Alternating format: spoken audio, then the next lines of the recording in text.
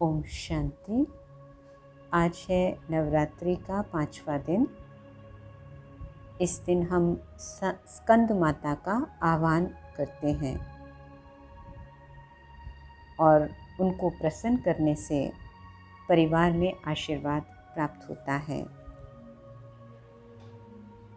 आइए जानते हैं इसका रहस्य। नारी जब शिशु को जन्म देती है तो उसमें वात्सल्य, ममता, स्नेह के भाव उमड़ने लगते हैं। वह अपने बच्चे को अच्छे संस्कार देती है।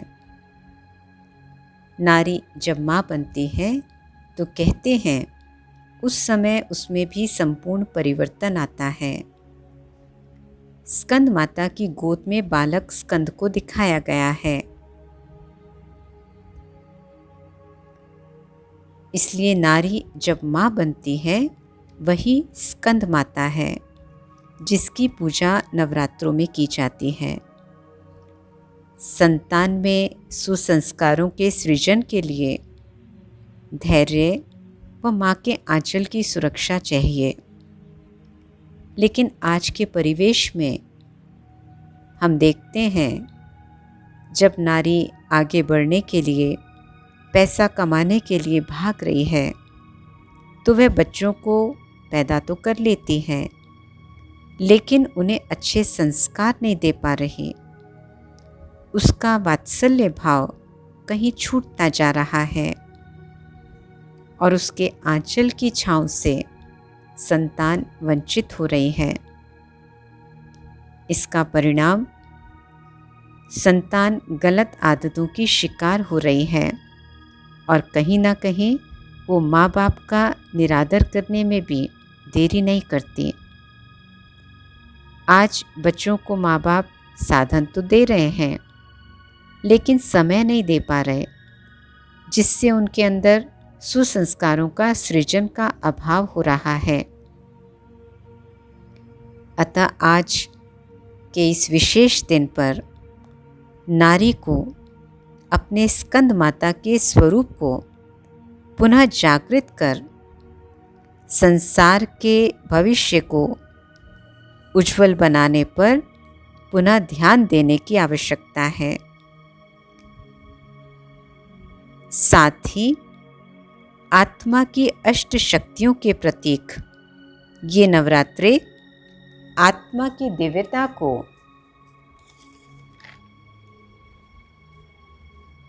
उजागर करने का यादगार है। अभी तक हम आत्मा की 4 शक्तियों की चर्चा कराए हैं। जब हम किसी परिस्थिति में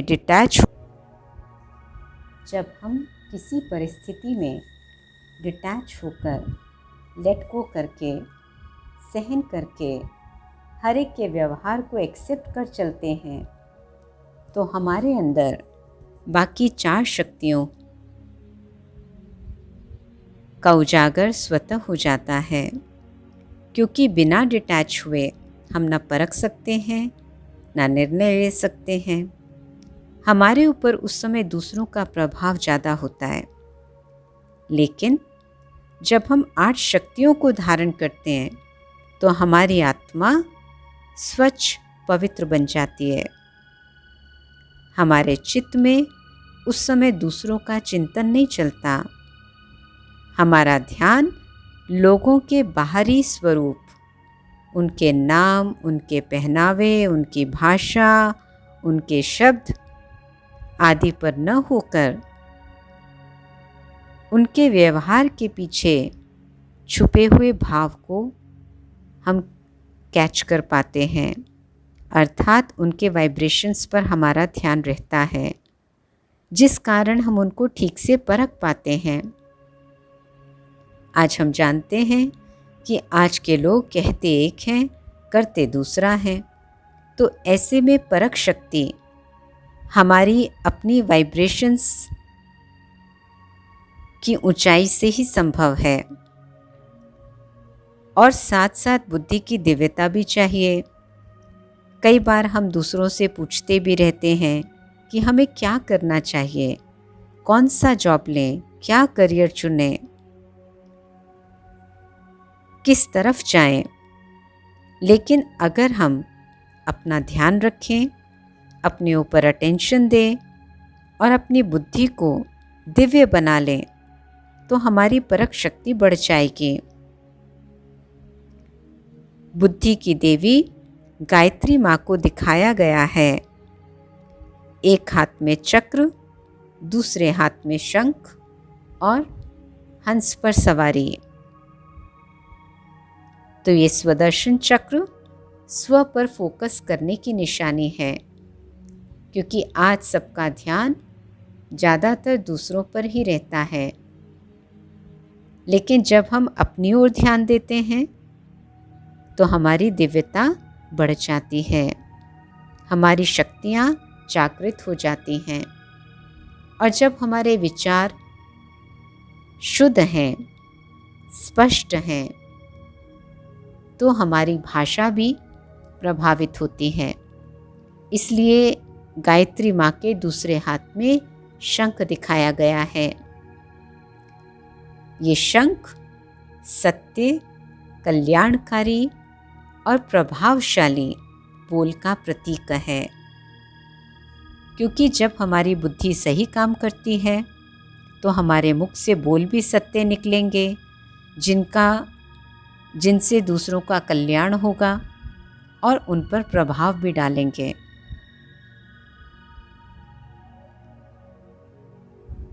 हमारे विचार, हमारी भावनाओं, हमारे शब्दों के साथ साथ फिर परख शक्ति के लिए एक और बात की आवश्यकता है, जिसका यादगार गायत्री देवी का यंत्र, गायत्री देवी का वाहन हंस को दिखाया है।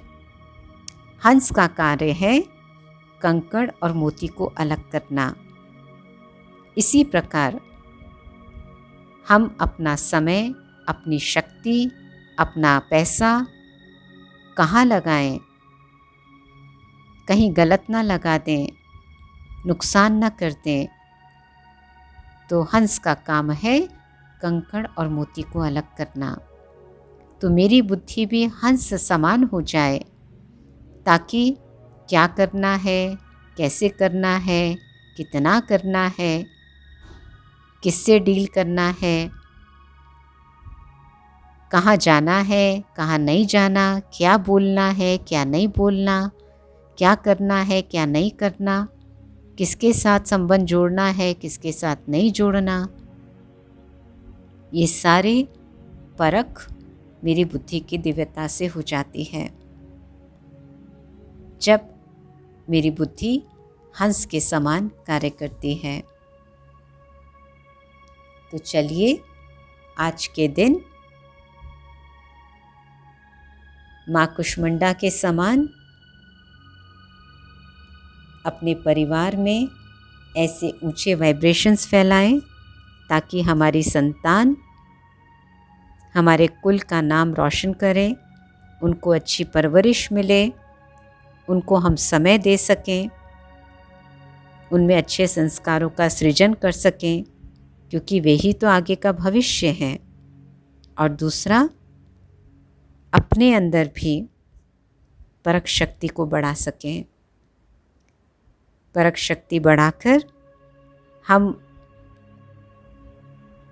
सही निर्णय कर पाएंगे और धन, समय, शक्ति की बचत कर पाएंगे।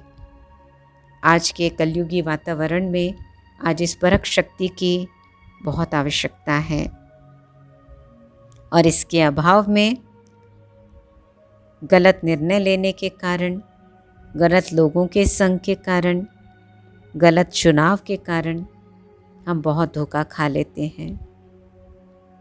इसलिए अपनी शक्तियों को बढ़ाकर, अपनी बुद्धि को दिव्य बनाकर आइए हम अपनी परख शक्ति को आज के दिन बढ़ाते हैं।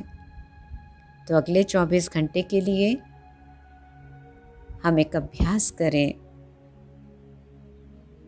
कि अपने परिवार में एक अच्छे वाइब्रेशंस का माहौल बनाएं और अपने ऊपर भी काम करें, अपनी परख शक्ति को, अपनी पावर टू डिस्क्रिमिनेट को इंक्रीज करें, 8 शक्तियों की आज हमें बहुत आवश्यकता है। चलिए अब एक छोटा सा अभ्यास करते हैं। संकल्पों को समेटकर मस्तक के बीच में एकाग्र कीजिए। मैं चेतन शक्ति उस परमात्मा पिता की संतान हूँ जो प्यार के सागर हैं। मेरे माता पिता हैं। उस प्यार के सागर से प्यार की किरणें मुझ आत्मा के अंदर वात्सल्य को बढ़ा रही हैं, ताकि मैं अपने परिवार में भी आने वाली पीढ़ी को, अपनी संतान को अच्छे वाइब्रेशंस दे सकूं, अच्छे संस्कार भर सकूं।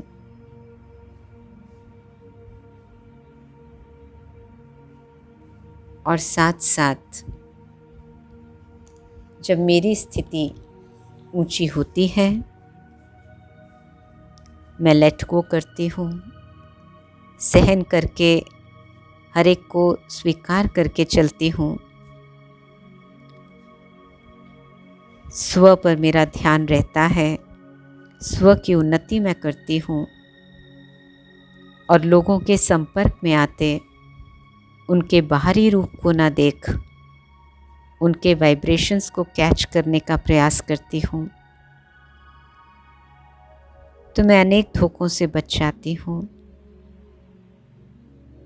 क्या करना है, क्या नहीं करना, क्या कहना है, क्या नहीं कहना, किसके साथ डील करना है, किस पे नहीं करना, किस पे विश्वास करना है, किस पर नहीं करना, ये मेरी बुद्धि सहज ही परख लेती है, क्योंकि मैं एक शक्तिशाली आत्मा हूँ और मेरी परखने की शक्ति हाईएस्ट है। मैं परख सकती हूँ, मैं पत्थर और मोती को अलग कर सकती हूँ। मैं जो बोल बोलूँगी उससे दूसरों का कल्याण हो, वे शंख के समान दूर दूर तक प्रभाव डालें, क्योंकि मेरी परखने की शक्ति हाईएस्ट है। ओम शांति शांति शांति।